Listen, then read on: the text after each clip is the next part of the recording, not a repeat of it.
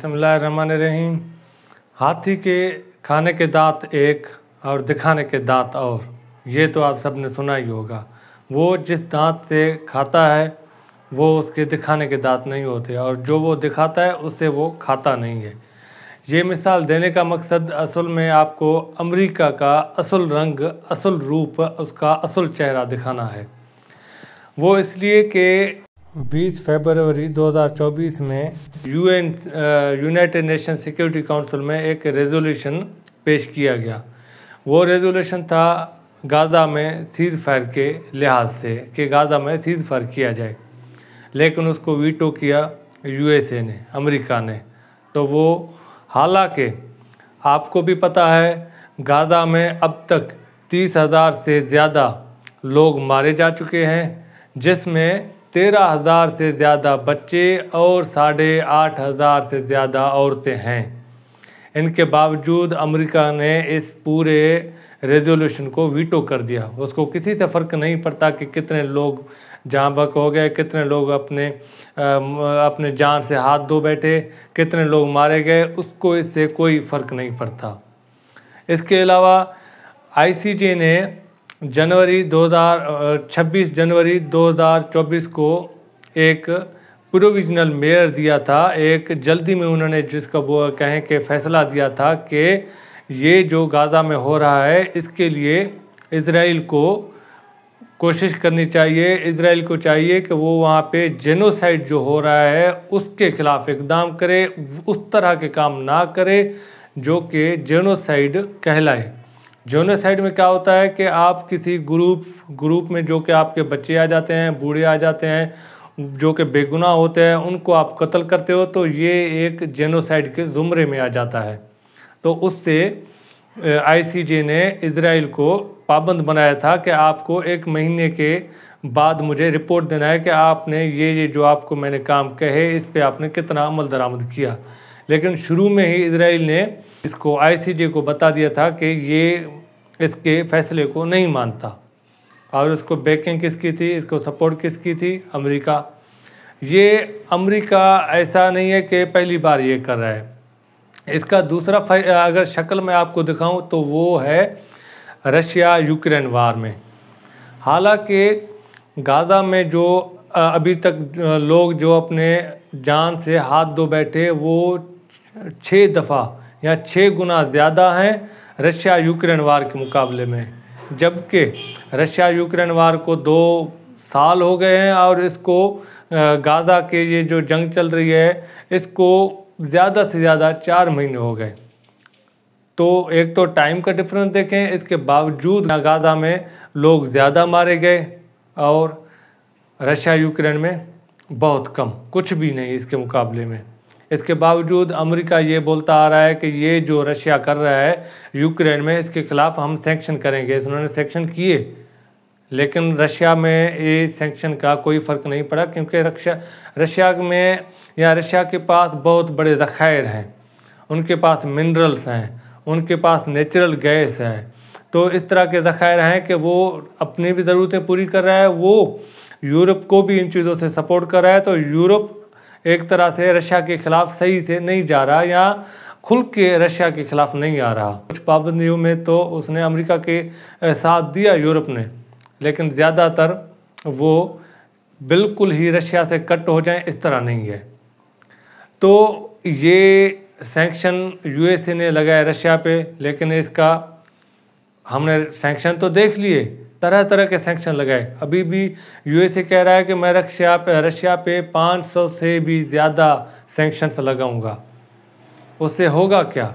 होगा कुछ नहीं, लेकिन वो अपना चेहरा दिखा रहा है। गाज़ा में उसका चेहरा हमने देख लिया और हमने रशिया यूक्रेन में भी उसका चेहरा देख लिया। जब रशिया यूक्रेन में ये जो जंग चल रही थी रशिया की, तो जो यूक्रेन अपने घरों से निकल के यहाँ से ट्रांसफ़र हो रहे थे, माइग्रेट कर रहे थे यूरोप में, तो यूरोप का मीडिया कह रहा था कि देखो इनकी आंखें हमारी तरह हैं, तो इनको अपने आप अपने घरों में जगह दें। ये यूरोपियन लोग अपने दूसरों के लोगों के लिए बोल रहा था कि ये जो यूक्रेन के लोग आ रहे हैं तो इनको, ये आपके भाई हैं, ये आपकी बहनें हैं, इनको आप जगह दें अपने घरों में। लेकिन गाज़ा के लिए लेकिन सीरिया के लिए, लेकिन इराक़ के लिए ये लोग, अगर यहाँ पे लोगों पे जुल्म हो रहा होता है तो ये कौन है? ये दहशतगर्द हैं, ये मासूम के जान लेने वाले लोग हैं, इनके लिए कोई जगह नहीं है यूरोप में, या इनके लिए कोई जगह नहीं है अमेरिका में। इस तरह की मिसालें दी जाती हैं। तो असल में अगर हम थोड़ा तारीख में नज़र डालें तो हमें पता चलता है कि अमेरिका का असल रूप शुरू कहाँ से होता है। अमेरिका असल इसका जो जंग इसकी जो शुरू हुई थी वो कोल्ड वार इसके लिए एक बेहतरीन एग्जांपल है। कोल्ड वार में आपने देखा वियतनाम वार, ये वियतनाम वार, फिर ये कोरियन वार, इसके अलावा अफ़गानिस्तान वार, इसके अलावा सीरियन वार, ये सारे वार कौन सी जंगें हैं या कौन सी वार हैं? ये सारे हैं आइडियालॉजी की जंगें, जिसमें सोवियत और ये वेस्टर्न ब्लॉक की शुरू से एक जंग चली आ रही थी। वो जंग किसके बारे में कि सोवियत यूनियन चाह रहा था कि मैं अपने ये जो कम्युनिस्ट पॉलिसीज़ हैं या कम्युनिज़्म का ये जो सिस्टम है गवर्नमेंट का, वो इन कंट्रीज़ में लागू करूं। लेकिन वेस्टर्न ब्लॉक जिसको लीड कर रहा था यूएसए, वो कह रहा था कि मैं अपने डेमोक्रेसी यहाँ पे लागू करूं। दोनों में फ़र्क क्या है? मैं अगर आपको थोड़ा बेसिक से समझाऊं तो दोनों में फ़र्क ये है कि डेमोक्रेसी में ये है कि एक तो आप ये जो डेमोक्रेटिक गवर्नमेंट लाते हो उसको लोग अपने वोट के ज़रिए लाते हैं। उसके बाद ये जो आपका मार्केट होता है वो प्राइवेट ओन्ड होता है, मतलब कि लोग, इंडिविजुअल लोग इसमें काबिज़ होते हैं। और इसके जो इंडस्ट्रीज़ होते हैं, जो प्रॉपर्टीज़ होते हैं, वो भी लोगों के होते हैं, ना कि गवर्नमेंट इनमें कोई इंटरफेयर करता है। और फिर जो ये मार्केट होता है, मार्केट में भी लोगों को आज़ादी दी जाती है कि वो अपने तरीके से वहाँ पे रेट फिक्स करें, ख़रीद फरोख्त करें, इस तरह के काम। लेकिन कम्युनिज़्म में ये सारी चीज़ें गवर्नमेंट के कंट्रोल में होती हैं, स्टेट के कंट्रोल में होती हैं, ताकि लोगों को ज़्यादा नुकसान ना हो, ताकि ये जो गरीब लोग हैं इनको ज़्यादा नुकसान ना हो, हर किसी को बराबर का हिस्सा मिले। तो ये कम्युनिज़्म का तरीक़ेकार है। तो इसके लिए जंग लड़ी जा रही थी। तो वेस्टर्न डेमोक्रेसी, वहाँ पे जो अमेरिका कह रहा है कि यहाँ वेस्टर्न जो ब्लॉक कह रहा है कि हम ह्यूमन राइट्स के चैम्पियन हैं, हम LGBTQ के चैम्पियन हैं, उनके राइट्स के चैम्पियन हैं, हम वुमेन राइट्स के चैम्पियन हैं। वो चैम्पियन आज कहाँ खड़े हैं? गाज़ा के लिहाज से अगर देखें तो वो कहाँ पे खड़े हैं? वो बिल्कुल पीछे हैं। वो कह रहे हैं कि जो कुछ हो रहा है सही हो रहा है, हालांकि वहाँ पे उनके बीच में या उनके जो लोग हैं वो इस चीज़ के ख़िलाफ़ हैं। लेकिन गवर्नमेंट में क्या ऐसी चीज़ है कि जितने भी वेस्टर्न गवर्नमेंट हैं, वेस्टर्न ब्लॉक के गवर्नमेंट हैं, वो गाज़ा के ख़िलाफ़ हैं, इजराइल को सपोर्ट करते हैं। वही वेस्टर्न ब्लॉक यूक्रेन रशिया की जंग में रशिया के ख़िलाफ़ हैं, जबकि रशिया के अपने खदशात हैं यूक्रेन रशिया के जंग को लेकर। रशिया का कहना है कि भाई अगर यूक्रेन नेटो का अलायंस बन जाता है तो फिर नेटो के फोर्सेस इसके बॉर्डर पे आकर बैठ जाएंगे, क्योंकि यूक्रेन और रशिया एक बॉर्डर शेयर करते हैं। तो ये रशिया के लिए एक तरह से ख़तरा बन रहा है। तो रशिया तो ठीक है ना फिर अपने हिसाब से कि भाई वो उसका कहना ये है, उसका डिमांड ये है कि सिर्फ़ और सिर्फ यूक्रेन नेटो का अलायंस ना बने, उनका हिस्सा ना बने, वो यूक्रेन को कुछ नहीं बोलेंगे।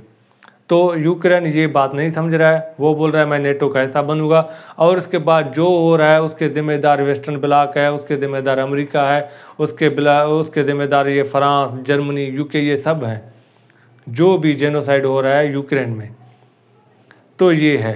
इसके अलावा पाकिस्तान को अगर हम देखें थोड़ा, तो हमें पता चल रहा है कि पाकिस्तान में हालांकि है तो डेमोक्रेसी, लेकिन पाकिस्तान में अमेरिका क्यों इंटरफेरेंस करने से बाज नहीं आ रहा। तो देखें, पाकिस्तान में असल में पाकिस्तान शुरू से जब से वजूद में आया है तो पाकिस्तान एक वजूद ही इसका ये था कि वो एंटी इजराइल कंट्री है। और फिर पाकिस्तान का जो जियो स्ट्रेटेजिक लोकेशन है ये बड़ा अहम है, क्योंकि जहाँ पर मिडल ईस्ट से दुनिया के 30% पेट्रोल निकलता है दुनिया के लिए, दुनिया में अलग अलग जो कंट्रीज़ पे जाता है पेट्रोल, वो वहाँ से निकल के फिर आगे जाता है। तो इसके पॉइंट पे जहाँ पे पाकिस्तान अगर चाहे तो ये पेट्रोल के ट्रांसफ़र को रोक सकता है, ये क्रूड ऑयल के ट्रांसफ़र को रोक सकता है, इनके लिए ख़तरा बन सकता है। अगर ये क्रूड ऑयल के ट्रांसफ़र को रोक दे तो ख़तरा बन जाएगा अमेरिका के लिए, ख़तरा बन जाएगा वेस्टर्न ब्लॉक के लिए। तो इसलिए पाकिस्तान एक अहम तरीन कंट्री है जिसका शुरू वजूद में आने से अब तक अमेरिका की कोशिश रही है कि उस पर कंट्रोल करे। और फिर इज़राइल पे अमेरिका की कोशिश रही है कि इज़राइल को वो जितना एक्सपांड कर ले ताकि इनका पूरे मिडिल ईस्ट में कंट्रोल हो। एक तरह से पाकिस्तान एक साइड पे, इज़राइल एक साइड पे, ये दोनों आपस में बन नहीं रहे। और अमेरिका की कोशिश है कि ये दोनों अगर एक दूसरे से फ्रेंड हो गए, अगर एक दूसरे के ताल्लुकात अच्छे हो गए तो फ़ायदा किसके लिए हो रहा है? अमेरिका के लिए। तो ये चीज़ें लेकर अमेरिका अब भी पाकिस्तान के पीछा नहीं छोड़ रहा। अगर ये इस तरह के इंटरफेरेंस वगैरह की ये जो बातें हम सुन रहे हैं, ये अमेरिका क्यों कर रहा है? इसीलिए कि अमेरिका के हाथों पाकिस्तान बाहर ना निकल जाए। अगर पाकिस्तान पूरी तरह से चाइना के ब्लॉक में चला गया, रशिया के ब्लॉक में चला गया, तो ये फिर समझें कि अमेरिका का द एंड हो जाएगा, इसके हेजेमनी का आखिर ख़त्म हो जाएगा।